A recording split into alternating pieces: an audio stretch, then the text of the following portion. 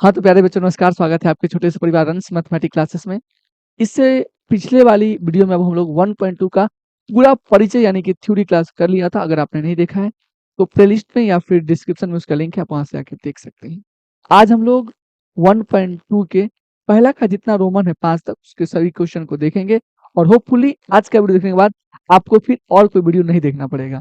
आपको मैं एक और बात बताता हूँ कि आप जो ये अभाज्य गुणनखंड पढ़ते हैं, तो उसे बहुत सारे लोग बताए हैं, लेकिन उनको बताने से पहले एक बेसिक चीज की आवश्यकता होती है बाबू, जिसका नाम है भाजता का नियम यानी कि विभाजता का नियम इसको कहते हैं। इंग्लिश में इसको रूल ऑफ डिविजिबिलिटी कहते हैं।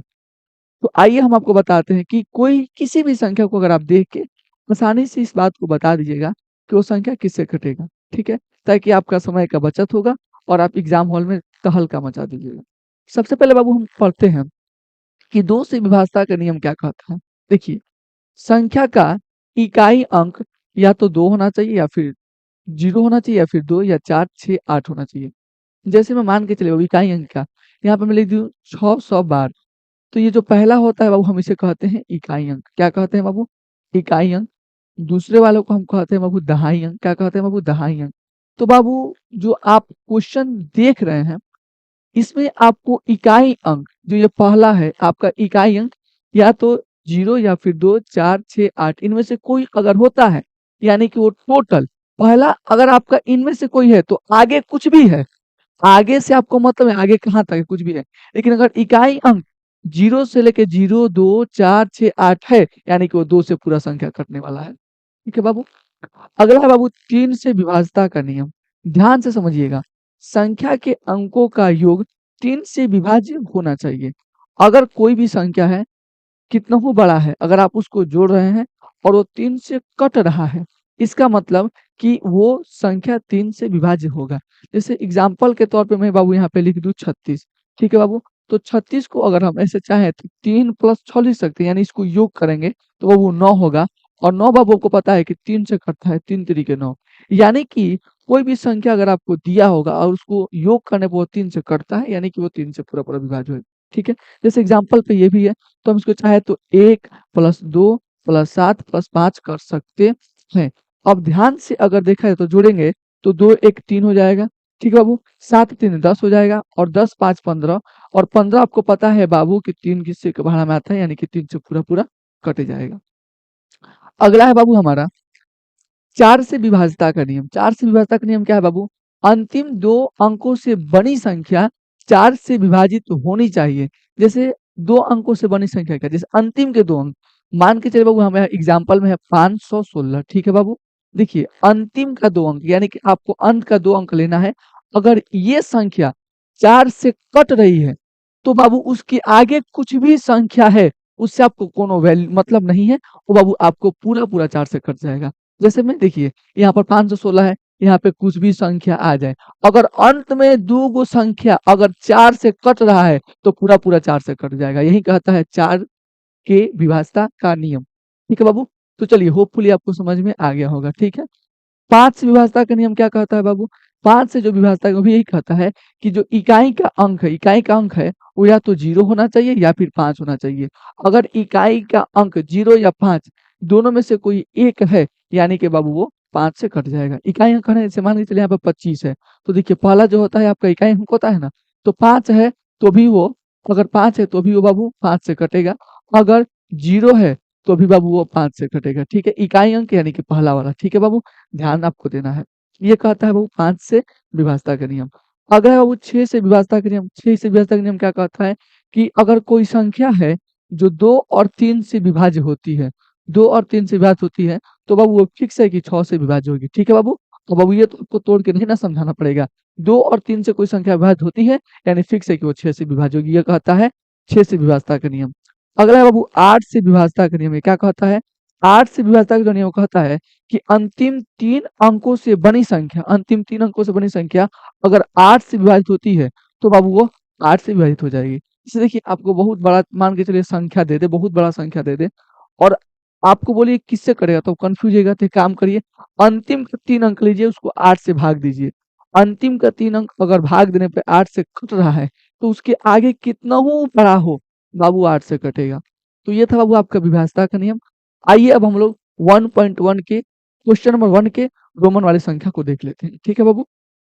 देखिए, इसमें बाबू जो सबसे पहला क्वेश्चन है, इसमें जो सबसे पहला क्वेश्चन है, बाबू वो आपका क्या है देखिए तो 140 है। ये बोल रहा है कि निम्नलिखित संख्याओं का अभाज्य गुणनखंड के गुणनफल के रूप में व्यक्त करिए। आइए अब बताते हैं इसको कैसे सॉल्व करना है। एकदम वैसे ही आप लोग एग्जाम हॉल में भी सॉल्व करिएगा। यहाँ पे लिखेगा लो 140 और यहाँ पे आपको अभाज्य गुणनखंड करना है। आपको मैंने भाजता का नियम बता दिया। देखिए अंत में 0 है तो ये 2 से जाएगा। तो देखिए यहाँ से ये हो जाएगा आपका 70 हो जाएगा ना बाबू? यहाँ पे देखिए फिर 2 से, फिर बाबू 35 हो जाएगा।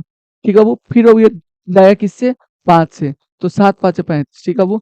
फिर जाएगा वो 7 से, तो यहाँ पे 1 हो जाएगा। अब देखिए यहाँ पे हल लिख दीजिएगा लो। ठीक है बाबू? हल लिख के 140 लिख दीजिएगा लो बराबर में। देखिए 2 गुणे 2 गुणे 5 गुणे 7। ठीक है? अब देखिए यहाँ पे इसका जोड़ा लग रहा है, इसको स्क्वायर के रूप में लिख देंगे। फिर बाबू 5 गुणे 7 कर देंगे और लिख देंगे अतः अतः 140 का अभाज्य गुणनखंड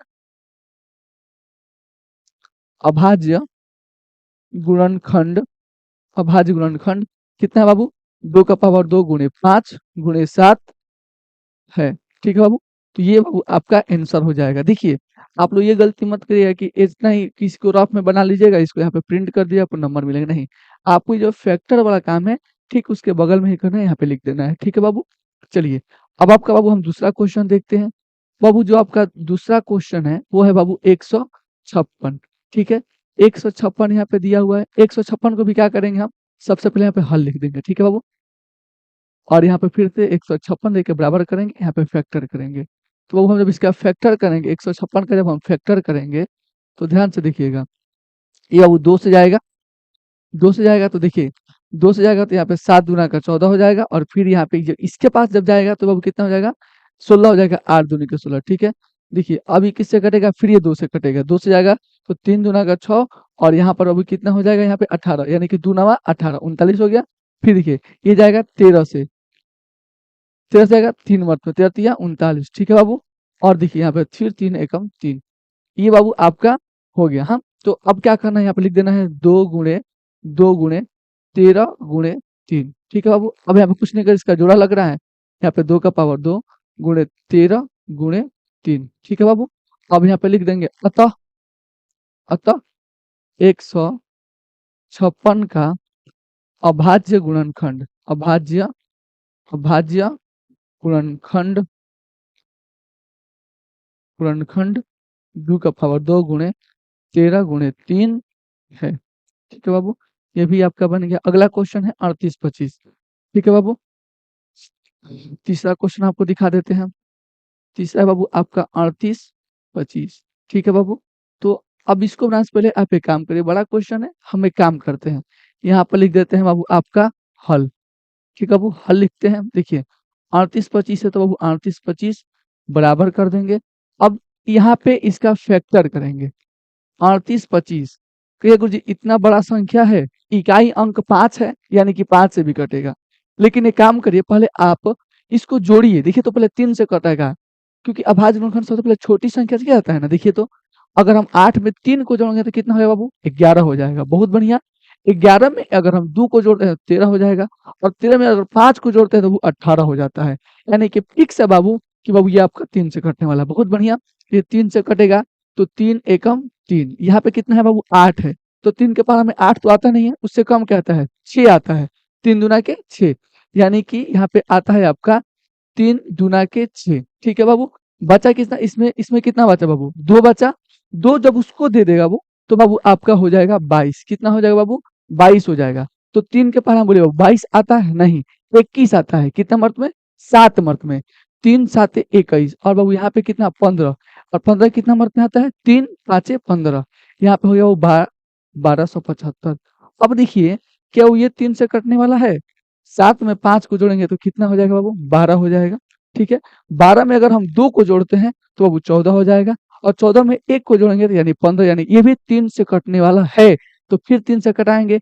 3 से कटाएंगे तो कितना? देखिए तो बाबू 3 चौके 12। बहुत बढ़िया। अब देखिए 3 चौके 12।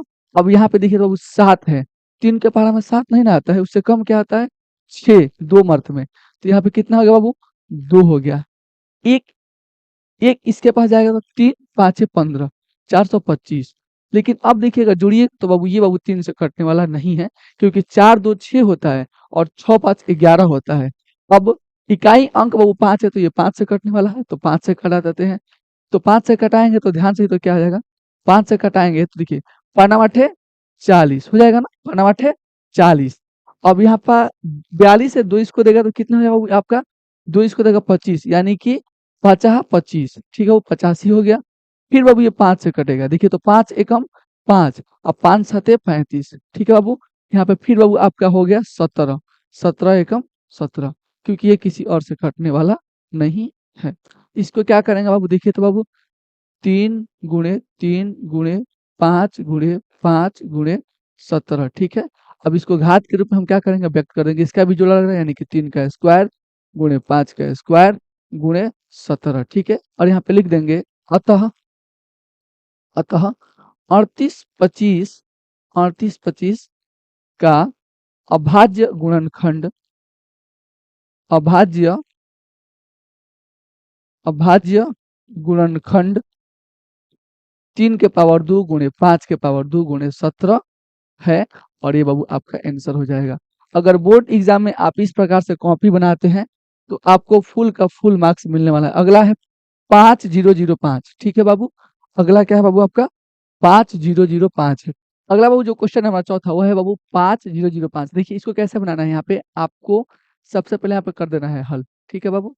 हल करने के बाद यहाँ पे 5005 लिख देना है। अब बाबू इसको फैक्टर करना है, ठीक है?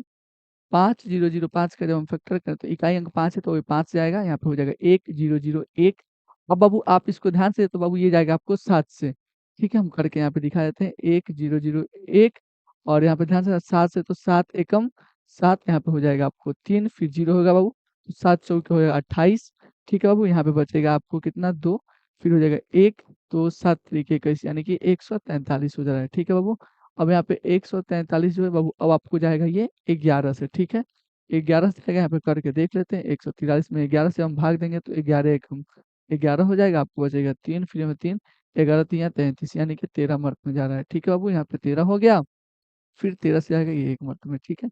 यहाँ पे इसको लिख देंगे 5 गुणे 7 गुणे 11 गुणे 13, ठीक है? यहाँ पे लिख देंगे अतः अतः 5005 का अभाज्य गुणनखंड अभाज्य अभाज्य गुणनखंड 5 गुणे 7 गुणे 11 गुणे 13 है, ठीक है बाबू? अगर आप इस प्रकार से बोर्ड में बनाते हैं तो आपको पूरा का पूरा मार्क्स मिलने वाला है। अब हम बाबू आपको अगला क्वेश्चन दिखाते हैं, ठीक है बाबू? इसको कैसे बनाना है? सबसे पहले बाबू यहाँ पे आपको 17 29 यहाँ पे हल डाल दीजिएगा सबसे पहले, ठीक है? 74 29 है। अब देखिए 74 को क्या करना है बाबू? सबसे यहाँ पे पहले हम इसका फैक्टर करेंगे, ठीक है? 74 29 को, तो सबसे पहले किससे जाएगा बाबू? आपको 17 से आप लेके जाइएगा, देखिए समझिए, देख लेते हैं। कितना कितना बन जाएगा ये? ध्यान से देखा जाए तो 437 मर्द में जाएगा, ठीक है? अब बाबू आपको किससे ले जाना है इसको? 19 से ले जाइए, ठीक है बाबू? तो ये आपको 23 मर्द में चला जाएगा, ठीक है? यहाँ पे देखिएगा, और फिर आपको 23 एकम 23। देखिए कुछ क्वेश्चन ऐसे होते हैं बाबू, जिसको आप अगर 1-2 बार बनाइएगा ना, तो आप उसको याद कर लीजिए, क्योंकि देखिए इसको इसमें अगर भाग दीजिएगा तो बहुत ही लंबा प्रोसेस है। तो हम कुछ-कुछ संख्याओं को याद कर लिए थे जब हम पढ़ते थे, तो आप भी कर सकते हैं, ठीक है? आसान है। फिर अब हम यहाँ पे क्या करेंगे इसको? 17 गुणे 19 गुणे 23 कर लेंगे। कोई भी घात के रूप में मौजूद नहीं है तो लिख देंगे अतः अतः सत 74 29 का अभाज्य गुणनखंड अभाज्य गुणनखंड 17 गुणे 19 गुणे 23 है, ठीक है बाबू? और ये आपका आंसर हो जाएगा। आज बाबू हम लोग बेसिकली 1.1 के पहले का जितना भी रोमन नंबर संख्या मतलब सबको हमने देख लिया। अगले क्लास में मिलेंगे फिर एक नई जोश के साथ। तब तक के लिए जय हिंद।